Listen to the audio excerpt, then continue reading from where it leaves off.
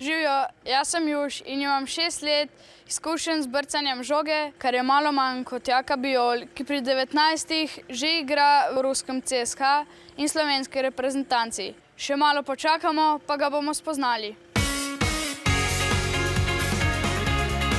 Kaj se je zgodilo s tvojim očesom?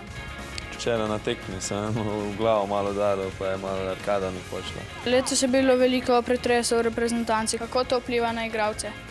Igralci se pravimo čim bolj oddaljiti od vsega tega, kar se dogaja okoli reprezentance. Normalno, da so rezultati naše stvari, s katerimi se moramo mi ubadati in so naša težava trenutno in jo moramo čim prej rešiti, da bomo šli iz te trenutne krize.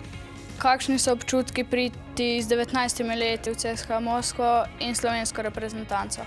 Še nisem čisto verjetno tega čisto prejel, ampak seveda z veseljem to opravljam moje delo, da trenutno gre vse zelo lepo in uživam v tem. Ali imaš zdaj, ko si postal znan slovenski nogometaš, kaj več oboževalk?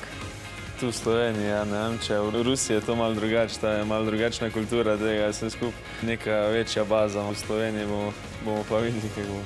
Tudi na Instagramu si postal bolj aktiven. Zakaj? Ali sam se objavljaš?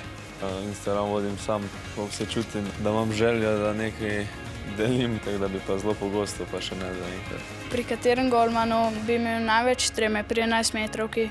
Naš golman je zelo dober pri 11 metrov, da bom kaj rekel, kaj fejo. Zakaj je nogomet zmagal pred smučanjem, ki si ga tudi treniral?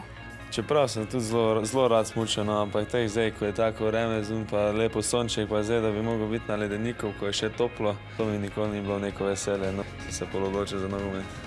Že čez slabe 3 ure se bo Jaka z ostalimi reprezentanti pomeril proti Norveški.